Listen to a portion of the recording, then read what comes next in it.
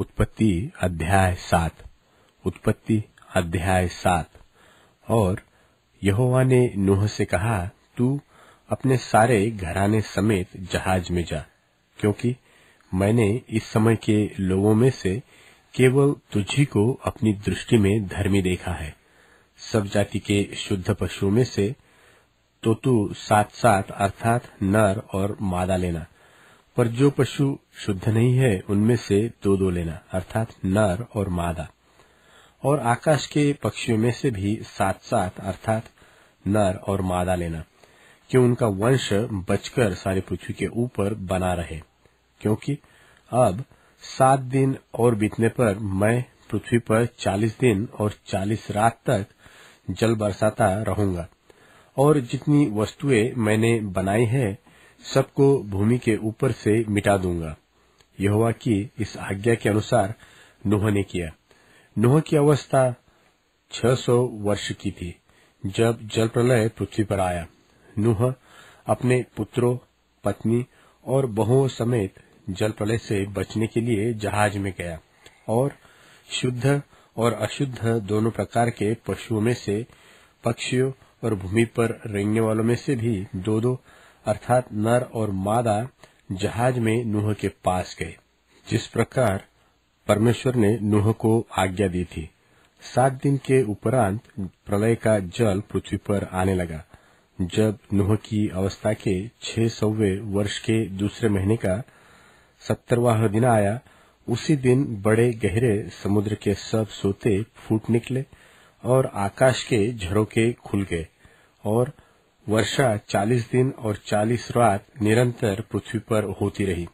ठीक उसी दिन नूह अपने पुत्र शेम, हाम और येपेत और अपनी पत्नी और तीनों बहुओं समेत और उनके संग एक-एक जाति के सब बनेल पशु और एक-एक जाति के सब घरेलू पशु और एक-एक जाति के सब पृथ्वी पर रेंगने वाले और एक-एक जाति के सब उड़ने वाले पक्षी जहाज में गए। जितने प्राणियों में जीवन की आत्मा थी, उनकी सब जातियों में से 2-2 नूह के पास जहाज में गए, और जो गए वह परमेश्वर की आज्ञा के अनुसार सब जाति के प्राणियों में से नर और मादा गए। तब यहोवा ने उसका द्वार बंद कर दिया, और पृथ्वी पर 40 दिन तक प्रलय होता रहा, और पानी बहुत बढ़ता ही गया, जिससे जहाज ऊपर को उठने लगा, और वह पृथ्वी पर से ऊंचा उठ गया, और जल बढ़ते बढ़ते पृथ्वी पर बहुत ही बढ़ गया, और जहाज जल के ऊपर ऊपर तैरता रहा, और जल पृथ्वी पर अत्यंत बढ़ गया, यहाँ तक कि सारी धरती पर जितने बड़े बड़े पहाड़ थे सब डूब गए। जल तो 15 हाथ ऊपर बढ़ गया, और पहाड़ भी डूब गए, और क्या पक्षी, क्या घरेलू पशु, क्या बनेल पशु, और पृथ्वी पर सब चलने वाले प्राणी और जितने जंतु पृथ्वी में बहुतायत से भर गए थे, वे सब और सब मनुष्य मर गए। जो स्थल पर थे उनमें से जितनों के नथनों में जीवन का श्वास था, सब मर मिटे। और क्या मनुष्य, क्या पशु, क्या रेंगने वाले जंतु, क्या आकाश के पक्षी, जो भूमि पर थे, सो सब पृथ्वी पर से मिट गए। केवल नूह और जितने उसके संग जहाज में थे वे ही बच गए, और जल पृथ्वी पर 150 दिन तक प्रबल रहा। उत्पत्ति अध्याय 8। उत्पत्ति अध्याय 8। और परमेश्वर ने नूह की ओर जितने बनेल पशु और घरेलू पशु उसके संग जहाज में थे, उन सबों की सुधि ली, और परमेश्वर ने पृथ्वी पर पवन बहाई, और जल घटने लगा, और गहरे समुद्र के सोते और आकाश के झरोखे बंद हो गए, और उसमें से जो वर्षा होती थी वो भी थम गई। और 150 दिन के पश्चात जल पृथ्वी पर से लगातार घटने लगा। 7वें महीने के 70वें दिन को जहाज आरारात नाम पहाड़ पर टिक गया, और जल 10वें महीने तक घटता चला गया, और 10वें महीने के पहले दिन को पहाड़ियों की चोटियां दिखलाई दी।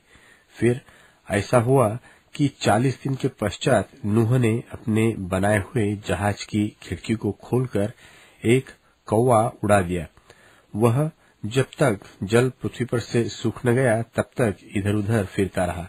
फिर उसने अपने पास से एक कबूतरी को भी उड़ा दिया कि देखे कि जल भूमि पर से घट गया कि नहीं। उस कबूतरी को अपने पैर के तले टेकने के लिए कोई आधार न मिला, सो वह उसके पास जहाज में लौट आई, क्योंकि सारी पृथ्वी के ऊपर जल ही जल छाया था।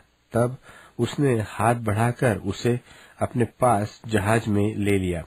तब और 7 दिन तक ठहरकर उसने उसी कबूतरी को जहाज में से फिर उड़ा दिया। और कबूतरी सांझ के समय उसके पास आए तो क्या देखा कि उसकी चोंच में जलपाई का एक नया पत्ता है।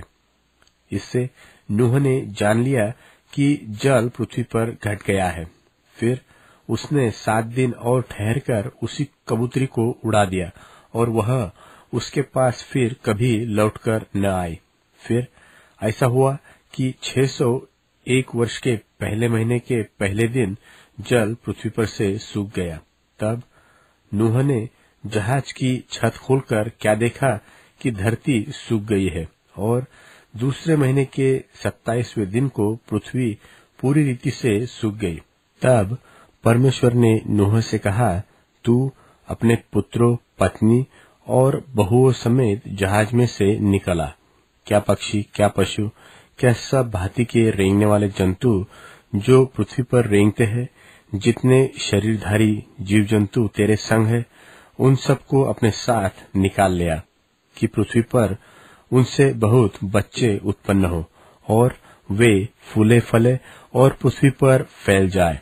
तब नूह और उसके पुत्र और पत्नी और बहुएं निकल आई और सब चौपाए रेंगने वाले जंतु और पक्षी और जीवते जीव जंतु पृथ्वी पर चलते फिरते हैं, सो सब जाति जाति करके जहाज में से निकल आए। तब नूह ने यहोवा के लिए एक वेदी बनाई और सब शुद्ध पशुओं और सब शुद्ध पक्षियों में से कुछ कुछ लेकर वेदी पर होम बलि चढ़ाया। इस पर यहोवा ने सुखदायक सुगंध पाकर सोचा कि मनुष्य के कारण मैं फिर कभी भूमि को शाप न दूंगा। यद्यपि मनुष्य के मन में बचपन से जो कुछ उत्पन्न होता है वो बुरा ही होता है, तो भी जैसा जैसा मैंने सब जीवों को अब मारा है वैसा उनको फिर कभी न मारूंगा। अब से जब तक पृथ्वी बनी रहेगी तब तक बोने और काटने के समय ठंड और पतन, धूपकाल और शीतकाल, दिन और रात निरंतर होते चले जाएंगे। उत्पत्ति अध्याय 9। उत्पत्ति अध्याय 9। फिर परमेश्वर ने नूह और उसके पुत्रों को आशीष दी और उनसे कहा कि फूलो, फलो और बढ़ो और पृथ्वी में भर जाओ और तुम्हारा डर और भय पृथ्वी के सब पशुओं और आकाश के सब पक्षियों और भूमि पर के सब रेंगने वाले जंतुओं और समुद्र की सब मछलियों पर बना रहेगा। वे सब तुम्हारे वश में कर दिए जाएंगे। सब चलने वाले जंतु तुम्हारा आहार होंगे। जैसा तुमको हरे हरे छोटे पेड़ दिए थे वैसा ही अब सब कुछ देता हूँ, पर मांस को प्राण समेत अर्थात लोहू समेत तुम न खाना। और निश्चय मैं तुम्हारा लोहू अर्थात प्राण का पलटा लूंगा। सब पशुओं और मनुष्यों दोनों में से मैं उसे लूंगा। मनुष्य के प्राण का पलटा मैं एक एक के भाई बंधु से लूंगा। जो कोई मनुष्य का लोहू बहाएगा उसका लोहू मनुष्य ही से बहाया जाएगा, क्योंकि परमेश्वर ने मनुष्य को अपने ही स्वरूप के अनुसार बनाया है। और तुम तो फूलो, फलो और बढ़ो और पृथ्वी में बहुत बच्चे जन्मा के उसमें भर जाओ। फिर परमेश्वर ने नूह और उसके पुत्रों से कहा, सुनो, मैं तुम्हारे साथ और तुम्हारे पश्चात जो तुम्हारा वंश होगा उसके साथ भी वाचा बांधता हूँ, और सब जीवित प्राणियों में से भी जो तुम्हारे संग है, क्या पक्षी, क्या घरेलू पशु, क्या पृथ्वी के सब बनेल पशु पृथ्वी के जितने जीव जंतु जहाज से निकले हैं, सबके साथ भी मेरा यह वचन है, मेरी यह वाचा बनती है, और मैं तुम्हारे साथ अपनी इस वाचा को पूरा करूंगा कि सब प्राणी फिर जल प्रलय से नाश न होंगे, और पृथ्वी के नाश करने के लिए फिर जल प्रलय न होगा। फिर परमेश्वर ने कहा, जो वाचा मैं तुम्हारे साथ और जितने जीवित प्राणी तुम्हारे संग हैं, उन सब के साथ भी युग युग की पीढ़ियों के लिए बांधता हूँ, उसका यह चिन्ह है कि मैंने बादल में अपना धनुष रखा है। वह मेरे और पृथ्वी के बीच में वाचा का चिन्ह होगा, और जब मैं पृथ्वी पर बादल फैलाऊं, तब बादल में धनुष देख पड़ेगा। तब मेरी जो वाचा तुम्हारे और सब जीवित शरीरधारी प्राणियों के साथ बंधी है, उनको मैं स्मरण करूंगा।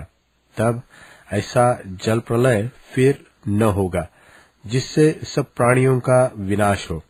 बादल में जो धनुष होगा, मैं उसे देख के यह सदा की वाचा स्मरण करूंगा, जो परमेश्वर के और पृथ्वी पर के सब जीवित शरीरधारी प्राणियों के बीच बंधी है।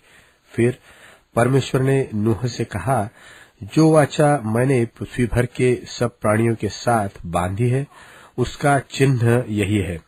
नूह के जो पुत्र जहाज में से निकले, वे शेम, हाम और एपेत थे, और हाम तो कनान का पिता हुआ। नूह के 3 पुत्र यही है, और इनका वंश सारी पृथ्वी पर फैल गया। और नूह किसानी करने लगा, और उसके दाख की बाली लगाई, और वह दाख मधु पीकर मतवाला हुआ, और अपने तंबू के भीतर नंगा हो गया। तब कनान के पिता हाम ने अपने पिता को नंगा देखा, और बाहर आकर अपने दोनों भाइयों को बतला दिया। तब शेम और येपेद दोनों ने कपड़ा लेकर अपने कंधों पर रखा, और पीछे की ओर उल्टा चलकर अपने पिता के नंगे तन को ढांप दिया, और वे अपना मुंह पीछे किए हुए थे, इसलिए उन्होंने अपने पिता को नंगा न देखा। जब नूह का नशा उतर गया, तब उसने जान लिया कि उसके छोटे पुत्र ने उससे क्या किया है, इसलिए उसने कहा, कनान शापित हो, वह अपने भाई बंधुओं के दासों का दास हो। फिर उसने कहा, शेम का परमेश्वर यहोवा धन्य है, और कनान शेम का दास हुए। परमेश्वर एपेत के वंश को फैलाए, और वह शेम के तंबुओं में बसे, और कनान उसका दास हुए। जल प्रलय के पश्चात नूह 350 वर्ष जीवित रहा, और नूह की कुल अवस्था 950 वर्ष की हुई। तत्पश्चात वह मर गया।